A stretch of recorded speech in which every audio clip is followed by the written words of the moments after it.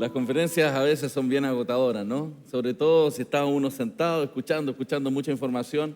A veces es cansador también. Me ha tocado estar atento en conferencias y no es simple. Así que les felicito por estar aquí todavía. Vamos a ver uno de los tópicos que también en nuestro ministerio abordamos, que es hablar sobre los seres humanos desde una perspectiva bíblica versus los seres humanos en su desarrollo, en la versión secular, naturalista particularmente, que es la que más domina la perspectiva del mundo. Vamos a hablar sobre Babel y el origen de las razas y como una respuesta desde una perspectiva bíblica a lo que sería el racismo o el clasismo, que es algo que hemos vivido todos los seres humanos a lo largo de la historia. Y es una de las áreas que nosotros como creyentes también tenemos que prepararnos, ¿no? La Biblia no nos deja la posibilidad de ser neutrales respecto a prepararnos para dar respuesta o razón de nuestra fe. Pedro, en 1 Pedro 3:15, dice: sino santificad a Dios el Señor en vuestros corazones y estad siempre preparados para presentar defensa o apología en griego, o respuesta con mansedumbre y reverencia ante todo el que os demande razón de la esperanza que hay en vosotros. Es decir, prepararnos para dar razón de por qué creemos lo que creemos, ¿no?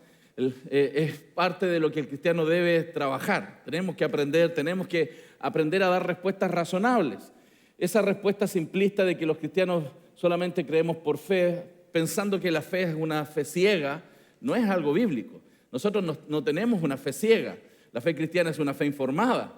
Nosotros cuando venimos a la iglesia nos sacamos el sombrero, no el cerebro. Nosotros debemos dar respuestas razonables de por qué creemos lo que creemos.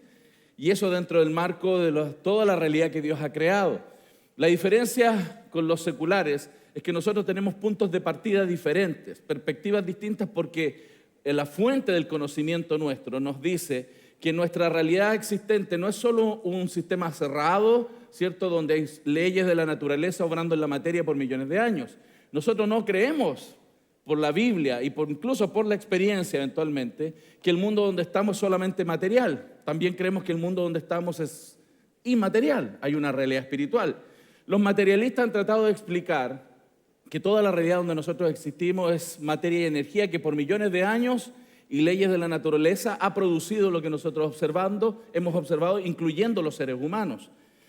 Pero también tenemos que estar preparados para cómo damos respuestas a los desafíos actuales. Todas las filosofías, las ideologías que nosotros observamos en el presente, ¿no?, cuando hablamos de racismo o cualquiera de los otros elementos que tenemos aquí en pantalla y seguramente muchos otros que vamos a ir conociendo, los cristianos tenemos que responder a esto. Pero el punto es que cuando nosotros respondemos a los desafíos actuales, no podemos desconectarlos de toda la historia, porque el pensamiento actual es el resultado de una trayectoria de corrientes de pensamiento.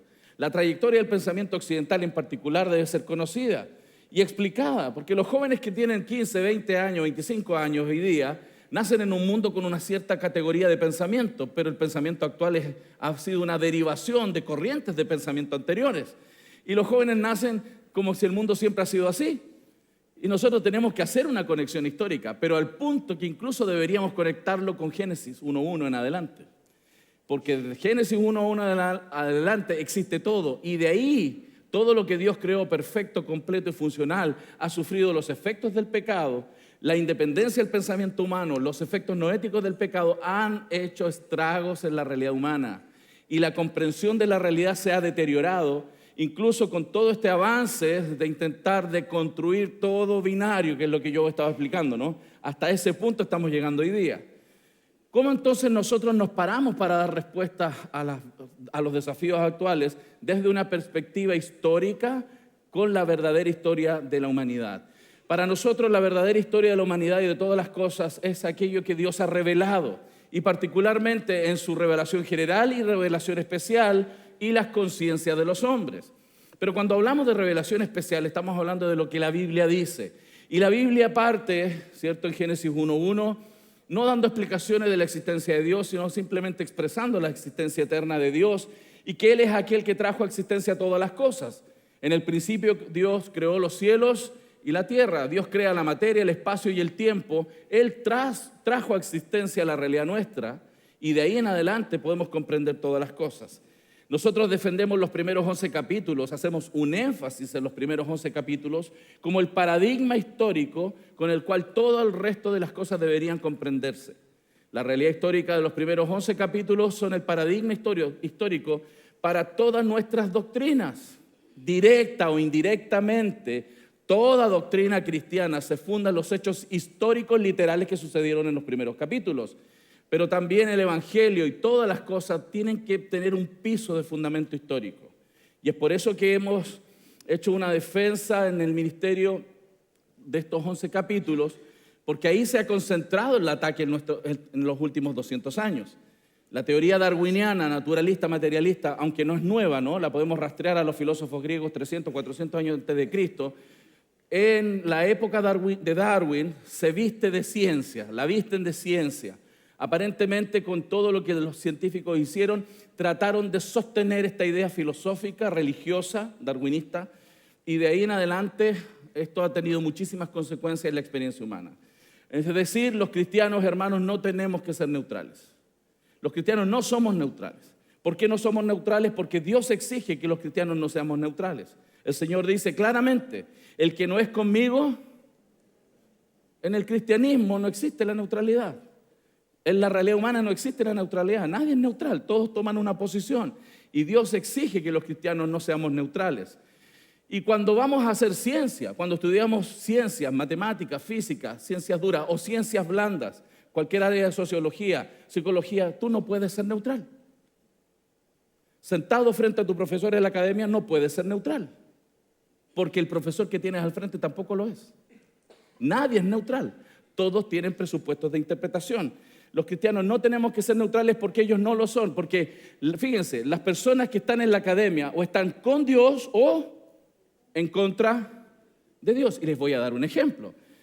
Un materialista evolutivo, Richard Lewontin, que falleció en 2021, dice, pongan atención a esto, nos ponemos del lado de la ciencia, o cientificismo diría yo, a pesar de lo extremadamente absurdo de algunos de sus conceptos, a pesar de su fracaso en cumplir muchas de sus extravagantes promesas de vida y salud, a pesar de la tolerancia de la comunidad científica a historias especulativas sin fundamento.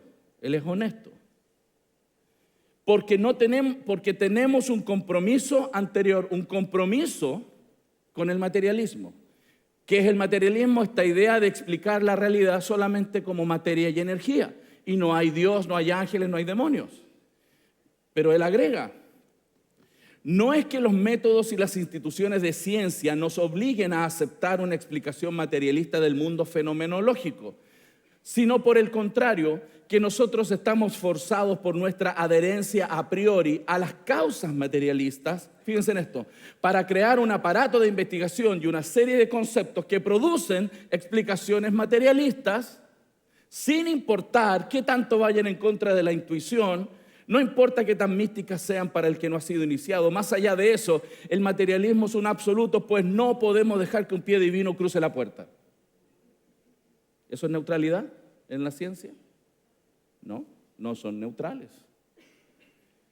Y se nos hace creer, y a nuestros jóvenes en la universidad se les hace creer que ellos están haciendo ciencia de manera neutral. No es así. Porque para poder interpretar las evidencias, ellos tienen que tomar puntos de partida ontológicos, epistemológicos y éticos. Y en eso no hay neutralidad. Y de ahí hacer ciencia. Por eso, los cristianos a veces erramos pensando que se puede vivir de una manera neutral. Y no es así. Cuando se enseña en las academias, la enseñanza secular toma puntos de partida, no hay neutralidad. Ellos ya tienen presupuestos evolutivos, naturalistas, conceptos de millones de años, moralidad subjetiva hoy día con el posmodernismo, sus presuposiciones que son ideadas desde su propia concepción, sin tener una fuente autoritativa verdadera, constante como la palabra del Señor. Eso los lleva a sacar sus conclusiones. Una enseñanza de cosmovisión cristiana, por supuesto, también tiene presuposiciones, tiene puntos de partida, pero son los que Dios ha revelado. Génesis como una historia realista de la creación. Evidentemente, cuando vemos el texto estamos hablando de una perspectiva de miles de años y con una moralidad absoluta, no relativa, no subjetiva, que es lo que Dios ha dado en su ley moral. Ese es el punto de partida. Y cuando nuestros jóvenes van a la academia, sus profesores no son neutrales. Ellos eligen los libros que tus hijos tienen que leer. Ellos eligen las preguntas de prueba que ellos tienen que responder. Eso se influencia. No es difícil mover el pensamiento humano desde un púlpito. No es difícil mover el pensamiento humano desde un punto académico. Quiero hacer un ejemplo. Miren bien esa figura. Mírenla fijamente, sin pestañear. Mírenla. Ahora dígame su código de tarjeta de crédito. No, mentira. Mentira. Les voy a hacer una pregunta. Miren bien esta figura. Les voy a hacer una pregunta. A ver si ustedes logran responder. ¿Qué le falta a esta figura? Miren, algo le falta. Piensen bien. ¿Qué fue esto originalmente? ¿Cómo fue dibujado originalmente? Les voy a dar algunas alternativas. Piensen bien. ¿Qué le falta? ¿Fue así al principio? ¿O quizás fue así? ¿O la alternativa C quizás a usted le gusta más? La D, ¿qué le gusta más? ¿O la E? Bueno, ¿cómo fue al principio? ¿Quién vota por la A? ¿Quién vota por la B? ¿Quién vota por la C? Bien. ¿Quién vota por la D? ¿Quién vota por la E? ¿Cómo fue al principio? Yo les voy a decir, vamos a ver quién se ganó hoy día el premio.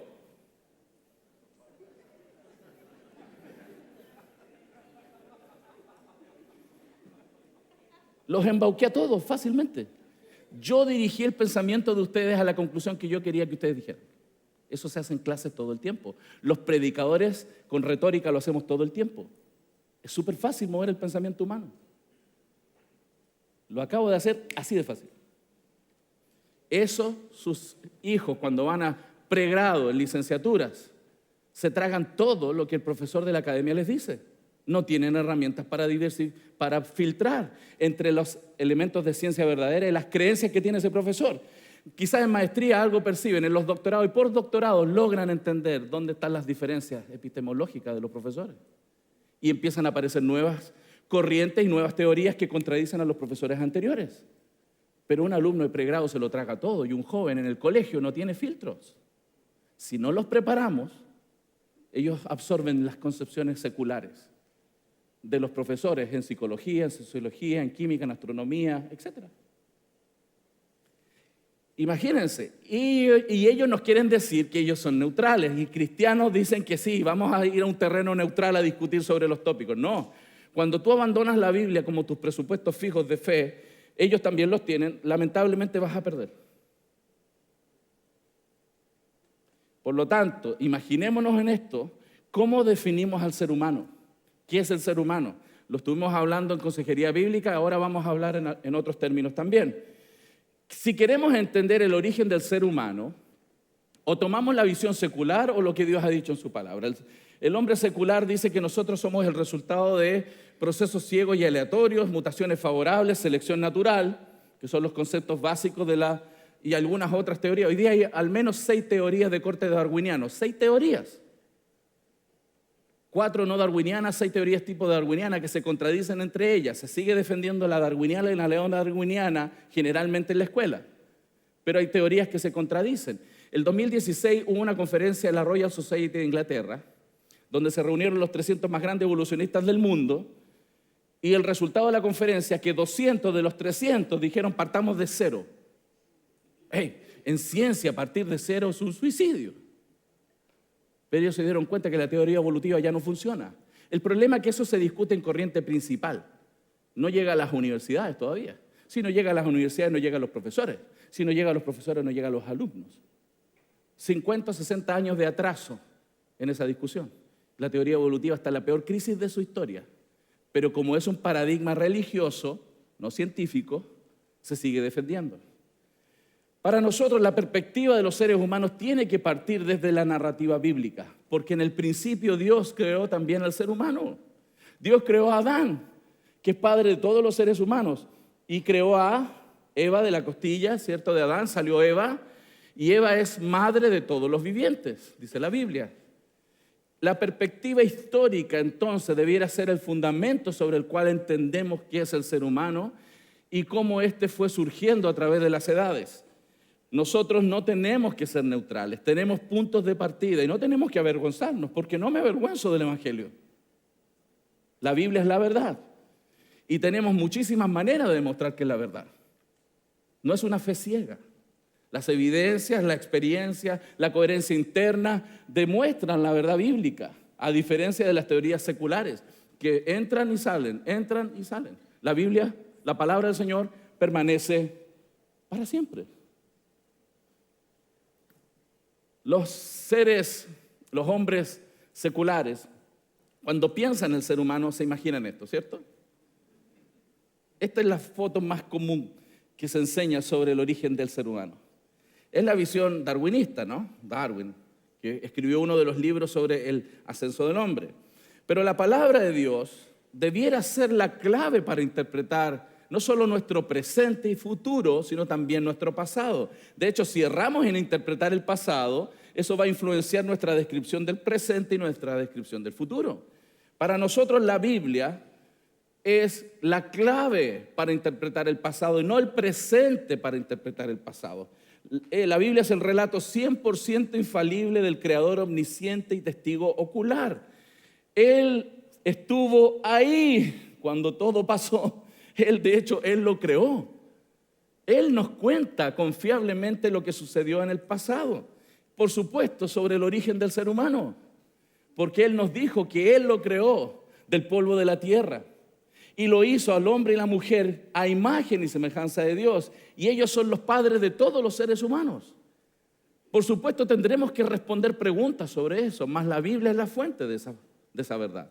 Y de ahí en adelante podemos responder coherentemente. La Biblia es la clave para el pasado, para el presente y, por supuesto, si es fundamental para nuestro pasado y presente, va a ser la esperanza de nuestro futuro. Si se cae Génesis, se cae tu Apocalipsis. Si el árbol de Génesis no es verdad, ¿por qué vas a creer en el árbol de Apocalipsis? Tiene que ser coherente de tapa a tapa. Por eso nosotros defendemos la metanarrativa, la gran historia de la redención, toda la Biblia, desde el primer versículo. No cortamos la Biblia en secciones y elegimos qué creemos y qué no creemos, porque toda la Escritura es inspirada por Dios y útil para enseñar, para redarguir, para corregir, para instruir en justicia, a fin de que el hombre y la mujer sean enteramente preparados para toda buena obra.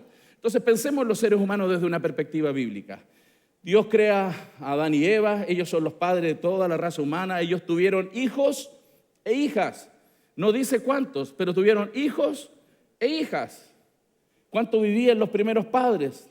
Muchas décadas, varias centurias. Ellos no tenían los efectos noéticos del pecado ni todos los efectos de la caída hasta que Dios limitó la vida de las personas. Tenían muchos hijos e hijas. ¿Y cuál fue el mandato del principio? Llenen la tierra. ¿A qué tenían que dedicarse al principio? A tener hijos. No había televisión. ¿Qué más iban a hacer? Hermanos, diferentes grupos de personas comenzaron a poblar la tierra, como justamente aquellas personas que fueron la herencia de estos primeros padres. Diferentes grupos de personas. Pero vemos también que el concepto raza comenzó a acuñarse desde que la teoría naturalista comenzó a estar presente en el mundo.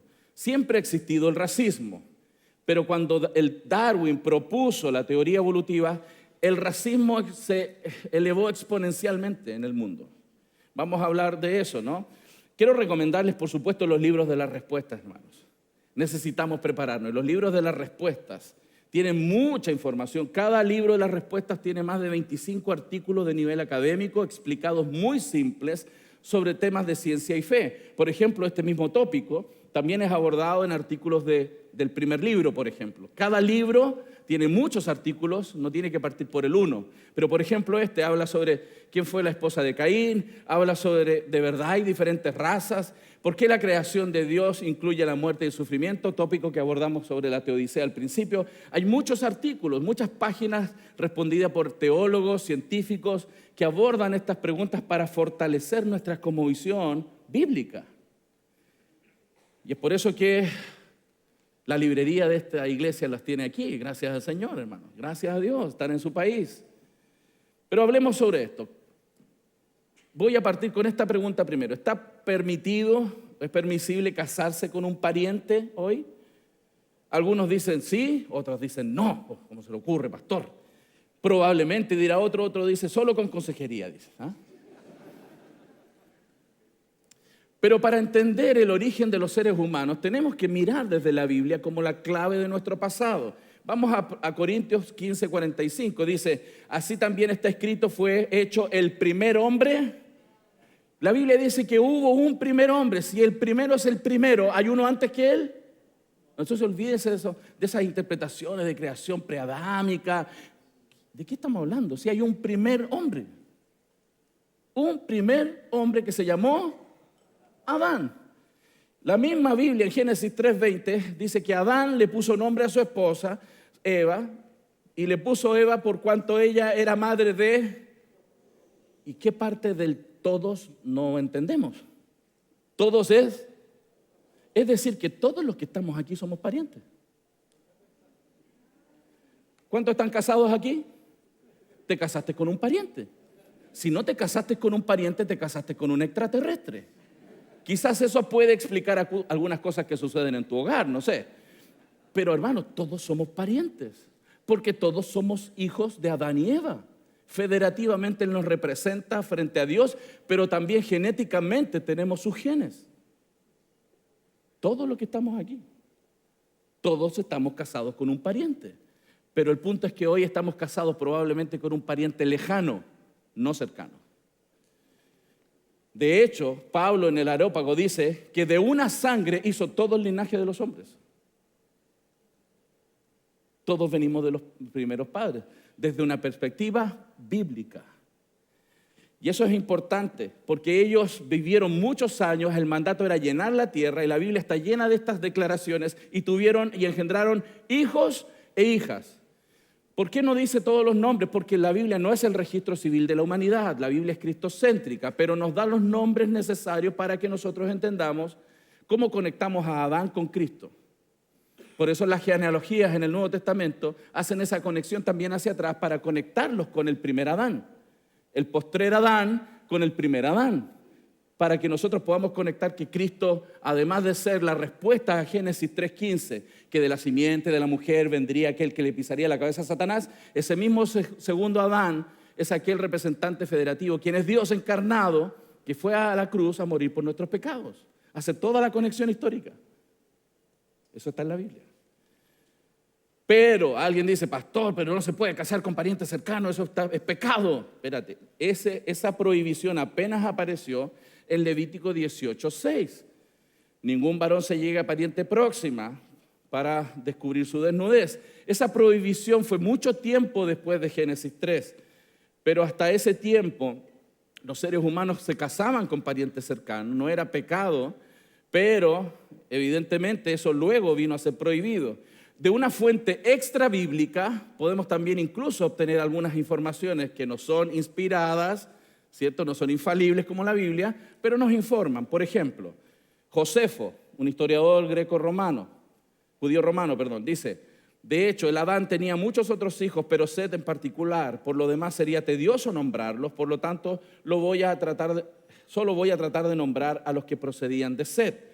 Winston en la nota al pie dice, el número de los hijos de Adán, según la tradición, tenían 33 hijos y 23 hijas. Yo no tengo problemas con creer eso si vivió casi 900 años sin televisión. Y con un mandato claro, llena la tierra. Cuando vemos la línea histórica, desde la caída, Génesis capítulo 3, hasta la prohibición en Levítico 18, pasaron 2500 años. Hasta ahí, en ese momento histórico, Dios prohíbe casarse con parientes cercanos. ¿Cuáles pudieran ser las razones por las cuales Dios prohibió en ese momento? Lo que nosotros creemos, porque la Biblia no lo dice textual, es una inferencia, es que Dios conoce también la genética. Y para los que saben un poco de genética aquí, saben que hoy día estamos con la acumulación de mutaciones genéticas más grande de la historia. Por eso hay tanta enfermedad de origen genético. Porque los seres humanos tenemos, por la caída, mutaciones. Nuestros genes en sus copias producen errores. Y cuando se produce un error, si yo tuviera, por ejemplo, mis dedos fueran genes, y tengo un gen con error, y mi esposa tiene genes y tiene otro gen con error, cuando tenemos hijos, puede ser que los genes buenos tapen los genes malos y no se manifieste una malformación. Pero si un hermano con una hermana hoy tienen relaciones sexuales y tienen un hijo, tienen los mismos padres, es decir, tienen las mismas acumulaciones de mutaciones genéticas. Hay una alta probabilidad de que ese niño salga con una malformación. ¿Saben que esa idea es vox populi en todo el mundo? ¿Por qué? Porque ya tenemos las mismas acumulaciones de mutaciones genéticas. Se eleva la probabilidad de que el niño manifieste problemas genéticos con mayor intensidad. Por eso creemos que Dios prohíbe en ese punto, porque Él puede leer los genes, sin duda, ¿no?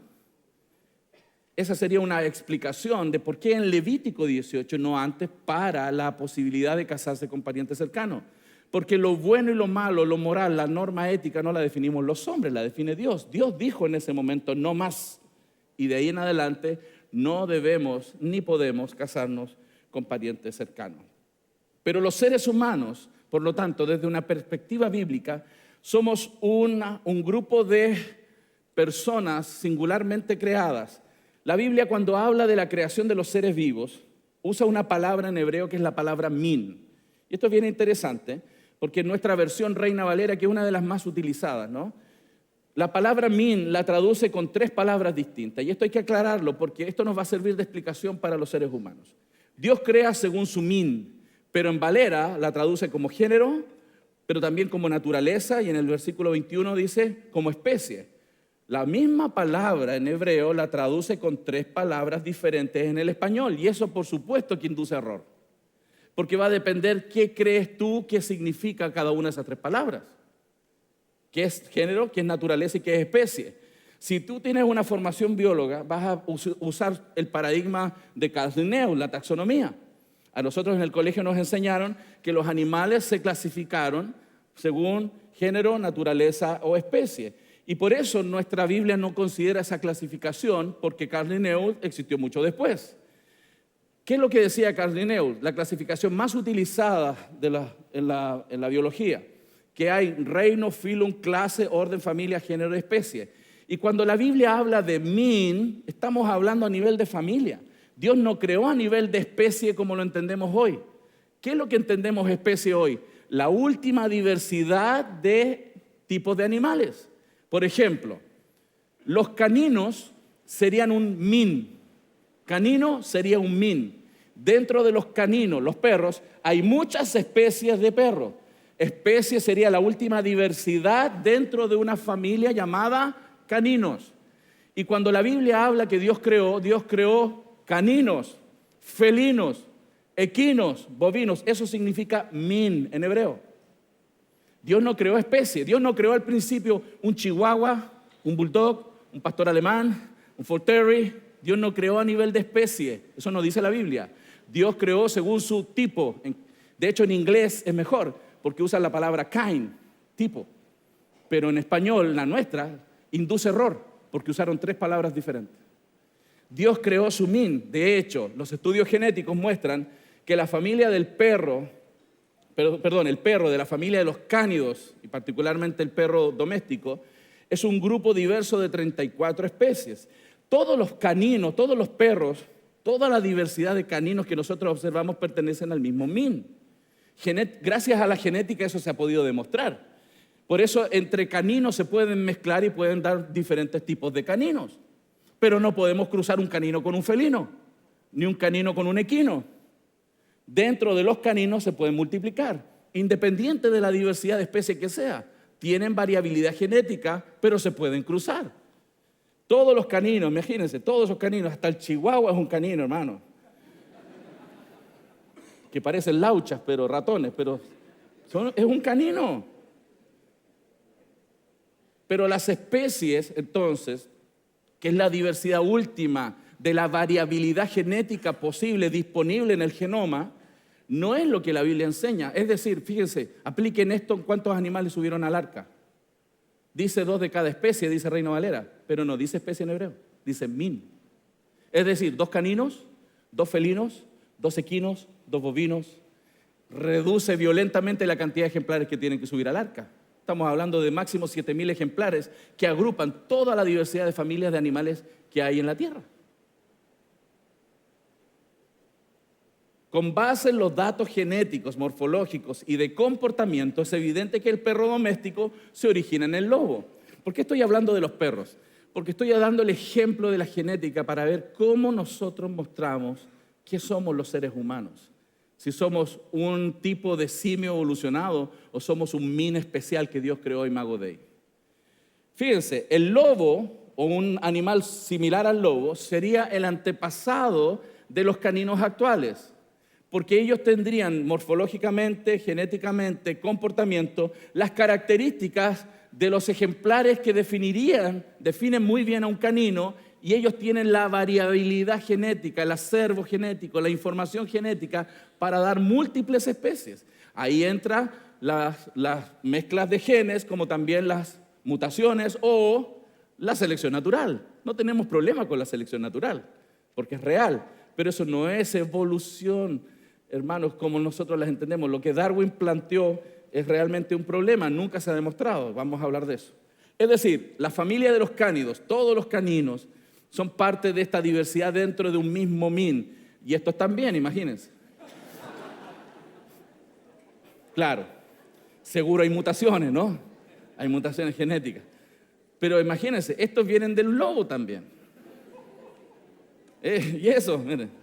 Aunque este tiene más peluquería, ¿no? También. Pero el canino más amado por mí en la tierra es este. Ese es mi perro, Milo. El Milo es un poodle, chiquitito, pero es muy cariñoso. Yo estoy en casa y él no se separa de mí. Hasta el baño me acompaña este. Pero es impresionante que Milo fue derivado de un antepasado como un lobo. Y fíjense, yo lo creo. De hecho, mi perro pequeño es chico. Yo creo que, no sé, es como así. Pero cuando escucha un gato, se transforma. Se crea un lobo. Él cree que se va a comer a cualquiera que se le pare por delante. Porque se comporta morfológicamente, comportamiento y genética, es como un lobo, pero en miniatura. Lo que le pasó a Milo es que él ha perdido variabilidad genética, tiene pérdida de información genética. Y eso sí se puede demostrar genéticamente. Cuando tenemos mezclas, cuando vamos viendo cómo las especies van avanzando y van teniendo crías, en esas mezclas van perdiendo información. Lo que pasó después del diluvio, recuerden, bajaron 2 de cada min, 2 de cada tipo. Y ellos se comenzaron a multiplicar de nuevo. Muchos, ¿no? Porque 2 perritos que bajaron del arca no esperan terminar la carrera universitaria, comprarse la casa. Nada, ¿no? Como los de ahora, ¿no? Los seres humanos. Se multiplicaron. Y la variabilidad genética comienza a producir la diversidad de los caninos que podemos observar en el presente. Hay mucha capacidad. Esto está simplificado, por supuesto, ¿no? La genética es más compleja, pero tenemos mucha variabilidad. Dios dijo que subieran 2 de cada min de los animales inmundos o sucios y 7 de los limpios, ¿cierto? Pidió 7 de los limpios y eso tiene sentido, ¿no? Porque los limpios son los que se pueden comer. Claro, porque si Noé sube con 2 de los limpios, bajas un asado y se acabó la especie. ¿Cierto? Si hubieran sido Noé paraguayo, al otro día sacaban, ¿cuántos asados hubieran habido? Imagínense. Entonces, 2 de cada min. Hermanos, lo que no estamos siempre conscientes es la variabilidad genética que tenemos. Por eso tenemos tanta diversidad de seres humanos. Morfológicamente, fisonómicamente principalmente, somos diferentes porque la variabilidad genética que Dios puso en nosotros es para vivir en el mundo de Dios, que es diverso. Alimentación diversa, clima diverso. Dios nos permitió, nos diseñó para vivir en su mundo, con variabilidad. No hay 2 personas iguales, no existen 2 personas iguales. Y les voy a dar un ejemplo. Los científicos han calculado la cantidad de átomos del universo. Tienen tiempo y les pagan por eso. 10 elevado a 80 calculan los átomos del universo. Pero ¿saben cuál es el número de niños que de una pareja puede tener sin que genéticamente sean iguales? Ahí está. Por eso cada vez que un óvulo se une con un espermio, esa persona es irrepetible. Por eso no estamos a favor del aborto, también. Es irrepetible. No hay 2 personas iguales. Tú puedes tener 2 gemelos que dices son 2 gotas de agua. No, la genética diseña no solo la fisonomía, todo el sistema interno, todo el sistema respiratorio, sistema sanguíneo, óseo, todo el mapa, el plano de diseño de un cuerpo está en el genoma. No existen 2 personas iguales. Por eso defendemos al no nacido. Es irrepetible, es imago Dei. Es decir, los que entraron al arca fueron 2 de cada min. Acuérdense, min. Valera dice tipo, pero son los min, 2 de cada familia. Estos bajaron y pierden información genética. ¿Por qué? Por selección natural, lo que no es evolución darwiniana. La evolución darwiniana presupone aumento de información genética, de un organismo simple a un organismo complejo. Eso nunca ha sido observado ni en la historia ni en la genética. La genética, de hecho, fue el golpe de gracia a la teoría evolutiva. Se están tratando de sostener, tratando de hacer nuevas síntesis de las teorías existentes, pero está en el suelo la teoría evolutiva. Hermanos, gracias a Dios, nosotros vemos y entendemos lo que está pasando. Sí, los animales cambian. Los seres humanos, nuestros hijos, no son idénticos a nosotros, hay diferencias. ¿Pero por qué? Porque hay variabilidad genética. ¿Sí? Todos los caninos, toda esa diversidad maravillosa. Imaginémonos, vamos a un ejemplo, imaginémonos que tenemos gen de pelo, ¿ah? Y los padres tienen pelo largo y pelo corto en su genoma. Esas combinaciones de esos perros podrían dar perritos de pelo corto, perro mediano y pelo largo. ¿Por qué? ¿Por qué podrían dar los tres tipos? Porque en su información disponible tienen la información disponible. Imaginémonos que tienen esos tres muchachos, pero esos tres muchachos son un poco inquietos y se van a una zona fría. ¿Qué les va a pasar en esa zona fría? Los menos aptos van a fallecer.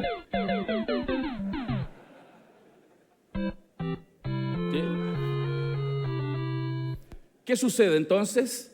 Que van a prevalecer en la zona aquellos que estaban adaptados para el frío. ¿Pero qué pasó aquí? Ya no tienen disponibilidad de variabilidad genética para pelo corto. Y por eso las crías que siguen solamente serán de pelo largo. Hubo cambios, sí, pero por menos información genética disponible, no por genomas cambiados, porque el aumento de información no existe. Eso ¿por qué Darwin se equivocó? Porque no tenía acceso a la genética. Él presupuso, observando cambios en los picos de los pájaros, que la evolución llegaba al punto de cambio de especies y familias de animales. Y ese fue su error. Pero imaginémonos que estos muchachos se van a una zona cálida. ¿Qué les va a pasar? Los que están muy abrigados se van a morir. Claro, van a desaparecer. Entonces, ¿qué vemos? Lo mismo, en esas zonas van a permanecer aquellos que están mejor adaptados y las crías que ellos tengan serán también dentro de ese marco de capacidades, pero perdieron información genética, no han ganado información genética. Y eso ha sucedido por todo el tiempo desde Noé en adelante. Todo el tipo canino muestra esa diversidad de familias. Imaginémonos que los genes sean como frijoles. Es decir, el lobo tendría toda la información genética disponible. Luego el coyote ya vendría disminuyendo, el dingo menos información genética, el collie ya va por la mitad, el bulldog ya miren poquito, el poodle, pobrecito, el pobre Milo ya tiene mi pobre perro. Pero sigue siendo un canino. Entonces, toda la diversidad de especies de caninos, hermanos, representan al mismo min que Dios creó en el principio. Y esos muchos se multiplicaron, pero ¿qué pasó después del diluvio? Seguro ellos se dispersaron. Cuando se produce una dispersión de los grupos poblacionales, lo que se llama dispersión geográfica de poblaciones en estudios de este tipo, por supuesto que los grupos poblacionales comienzan a dar variaciones dependiendo de la información genética disponible. Por eso un grupo poblacional va a dar ciertas diferencias, no van a ser las mismas combinaciones de este otro grupo porque ya no se están encontrando por geografía. Entonces, cuando los seres humanos a través de la historia se dispersaron, comenzaron a dar diferencias fisonómicas por la alimentación, el clima, y empezamos a vernos diferentes porque nos dispersamos geográficamente. Lo mismo que le pasa a los animales. ¿Qué hay de nuevo con esto? Nada nuevo. Hay pérdida de información genética y esto lo observamos en los caninos, en todos los caninos y por supuesto en los felinos y cada uno de los grupos poblacionales de animales. Lo que vemos entonces no es un árbol darwiniano. Darwin decía que había un árbol del origen de todas las cosas, ¿no? Incluso él decía que los vegetales y nosotros, los animales, los seres humanos y los animales veníamos de un mismo árbol. Es decir, si usted se comió una zanahoria hoy día, se comió un primo. Para Darwin. Eso es el darwinismo clásico. Pero lo que nosotros vemos en verdad es un huerto bíblico, diferentes árboles. Cada árbol es un min Y dentro de ese min vemos la diversidad, la especiación dentro de ese árbol. Nunca vamos a ver un canino convertirse en un felino, ni un felino en un equino, porque están dentro de un mapa estructural genético y esa información genética da la diversidad dentro de ese grupo poblacional. Y eso está demostrado ya. Nosotros también fuimos creados de manera especial a imagen y semejanza de Dios, solo por Adán y Eva. Y ellos se multiplicaron. Pero ¿en qué momento de la historia las poblaciones humanas se dispersaron geográficamente? ¿Se acuerdan? ¿En la torre? Claro, en la torre de Babel recuerdan que el ser humano quiso llegar al cielo y Dios trajo juicio sobre ellos. ¿Y qué hizo? Confundió sus lenguas.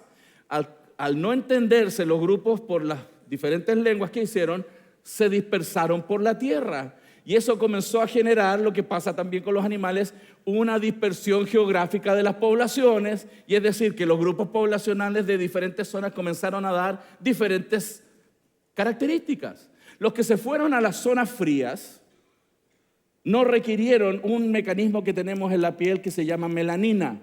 La melanina en la piel, que es una condición que también la genética ayuda, es un sistema que protege nuestra piel de los rayos solares. En las zonas de alto UV y zona solar, nuestra piel reacciona y la genética reacciona para dar más melanina en la piel, por lo tanto la tonalidad de la piel es más oscura. Cuando hay menos sol, la tonalidad se pone más clara. Es un sistema, Dios lo puso para vivir en su mundo. Entonces los grupos poblacionales comenzaron a dispersarse y comenzamos a ver las diferencias de los grupos de personas. Pero lamentablemente los darwinistas pensaron que éramos diferentes razas que veníamos evolucionando de los monos, de los simios, no monos, de los simios. Hermanos, qué tremendo.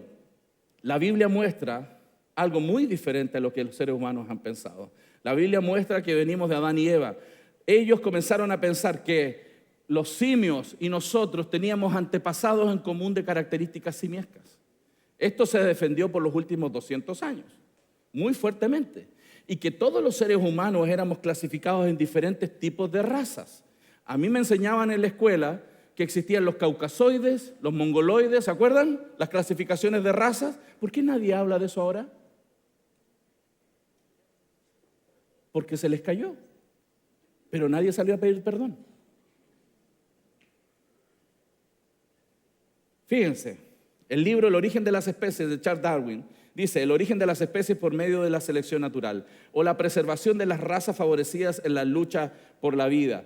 Él decía: en el futuro lejano se aclarará el origen del hombre y su historia. En este libro muy conocido que marcó la historia de la humanidad sin duda, él dice: en el futuro no muy distante según lo medido por los siglos, las razas civilizadas del hombre casi seguramente exterminarán y reemplazarán a las razas salvajes del mundo. Al mismo tiempo, los simios antropomorfos, sin duda, serán exterminados. La diferencia entre los hombres y sus parientes más cercanos será más amplia, ya que intervendrá entre el hombre en un estado más civilizado, como podemos esperar, incluso que el caucásico y algunos simios tan bajos como un mandril, en lugar de como ahora entre el negro o australiano, aborigen y el gorila. Él está diciendo lo siguiente: que la distancia entre el blanco caucásico europeo, que él llama hombre, con el último que podemos meter en esa clasificación como hombre, esa distancia es más grande que entre este y el simio. Por eso a los que eran de tez oscura, los que nos coloquialmente decimos negro, ellos pensaban que estaban más cerca de los simios. Y esto no sucedió en la Edad de Piedra, hace poco. La clasificación de esto se seguía enseñando en las escuelas norteamericanas en 1940, 1950. Stephen Gay dice: argumentos biológicos para el racismo pueden haber sido comunes antes de 1859, pero crecieron en orden de magnitud a raíz de la aceptación de la teoría de la evolución. En esas fechas Darwin escribió sus libros. Les voy a mostrar algunos escritos posteriores al nacimiento o surgimiento de la teoría evolutiva a nivel mundial. Un libro que surge entre estas dos fechas es este. Así, por ejemplo, un gran viajero inglés que vivió durante un tiempo considerable en las costas occidentales de África dice: considero que el negro es una especie inferior de hombre y no puedo decidir considerarlo como un hombre y un hermano, porque el gorila también tendría que ser admitido en la familia. 1876, un navegante inglés. Otavenga fue un aborigen australiano que fue puesto en el zoológico del Bronx, enjaulado, en Nueva York. En el Bronx lo enjaularon en una jaula al lado de los simios. 1906. Por la presión de los medios y grupos cristianos, él fue sacado de la jaula.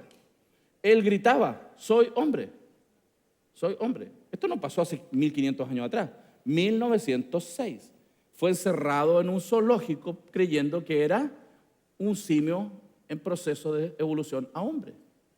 1906. Esto salió en los periódicos norteamericanos. 1906. Cuando él sale, se enteró de que su familia en su tierra natal había sido capturada y asesinada por otra tribu. Él consiguió un revólver y se suicidó. Porque las ideas tienen consecuencias. El racismo, el clasismo, es esa mentira que algunos han creído de que los seres humanos somos diferentes por el tono de piel, dinero que tenemos, educación que tenemos, características fisonómicas, intelectuales, que desconoce lo que Dios dice desde el principio, que todos los que estamos en la tierra y somos seres humanos, somos creados a imagen y semejanza de Dios, y por eso tenemos el mismo valor y dignidad.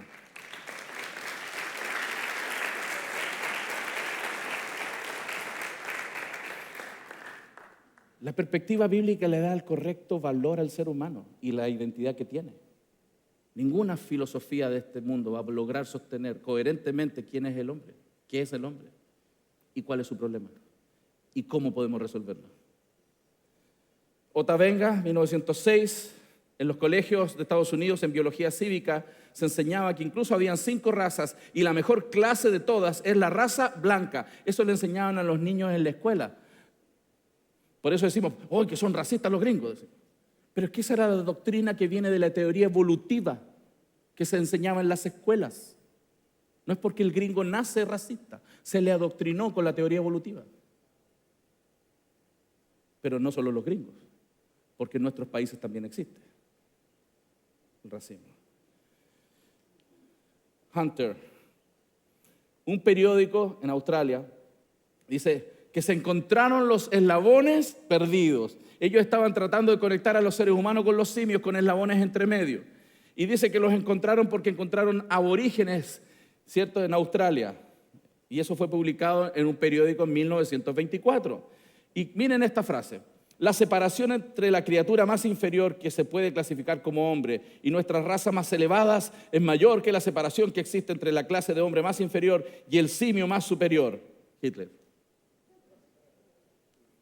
Él era un creyente de Darwin y él fue el que aplicó el darwinismo social. Lo que la teoría evolutiva lograba hacer de mejorar la raza de manera lenta y dolorosa por millones de años o miles de años, él dijo, yo la voy a acelerar, voy a ayudar a la evolución, eliminando a las razas menos aptas y dejando las razas más arias.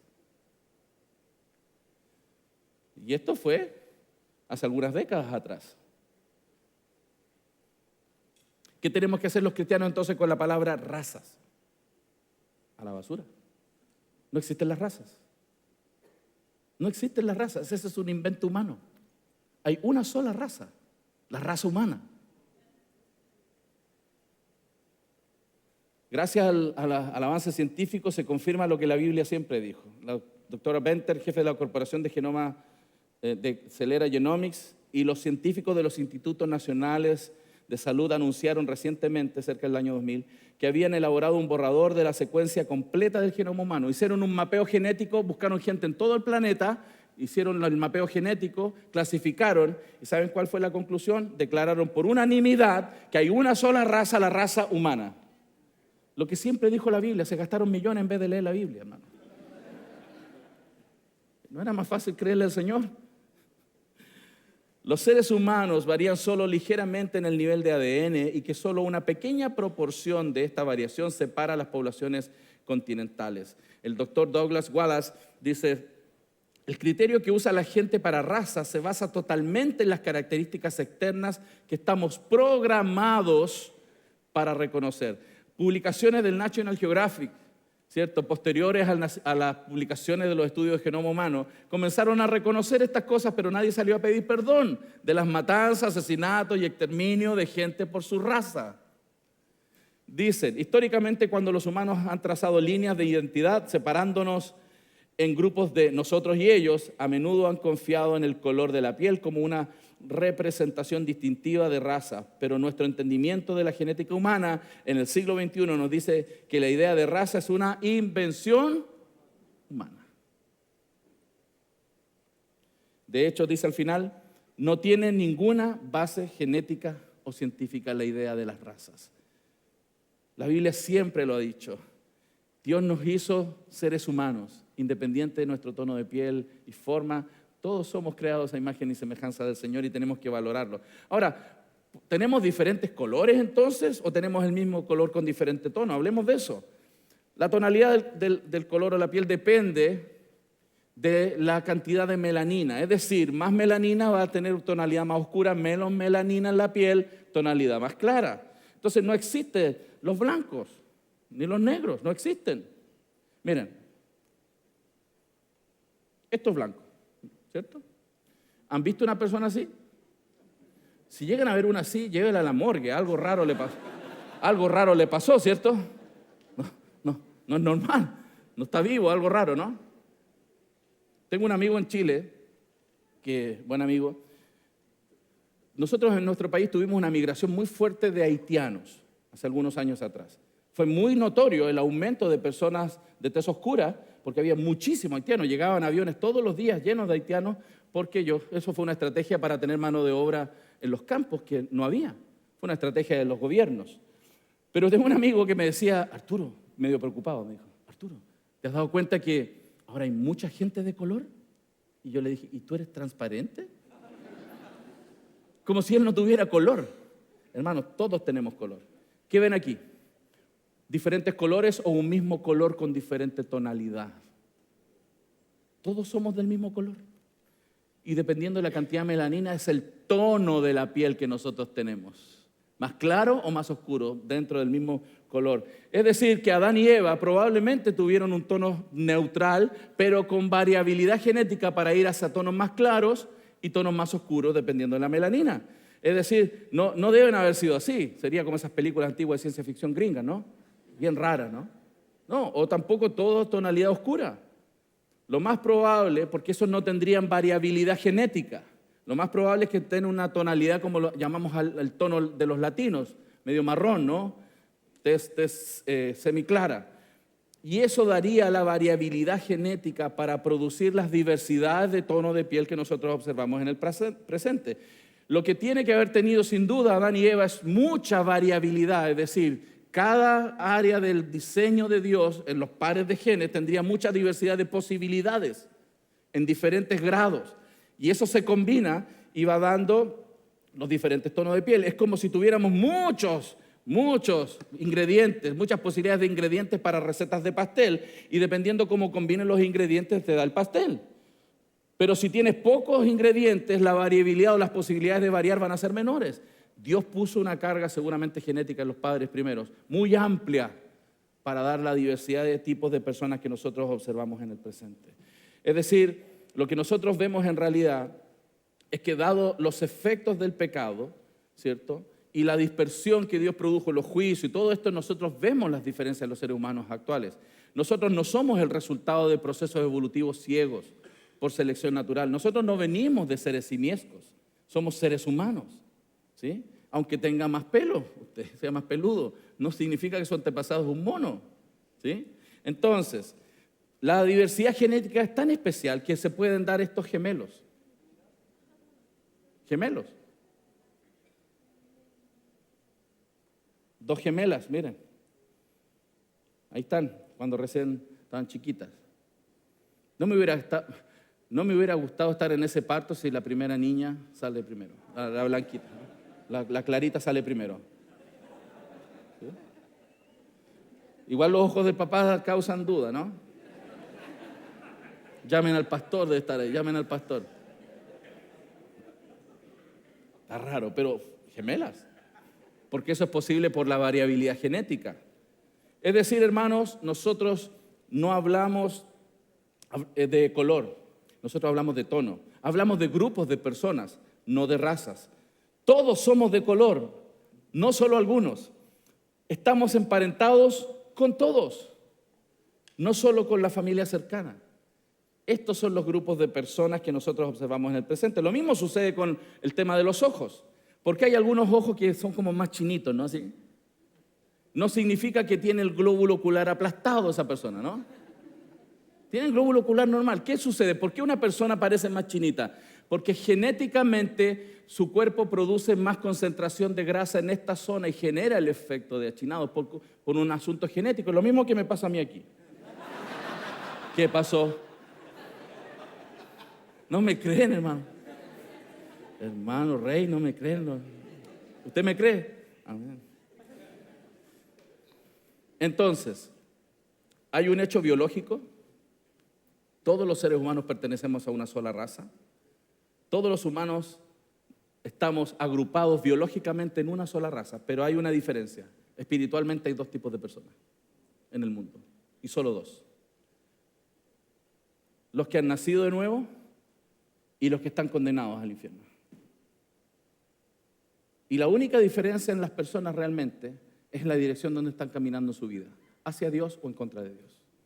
Los que nacieron de nuevo y los que no nacieron de nuevo. Es la única distinción bíblica que Dios hace y que nosotros pudiéramos hacer. Y es bueno saberlo, porque si nos damos cuenta que alguien en la iglesia no ha nacido de nuevo, no es para echarlo, es para evangelizarlo. Pero tenemos que aprender a hacer esa única distinción entre las personas que Dios valida. Darnos cuenta si alguien nació de nuevo o no, para predicarle el evangelio. Amén.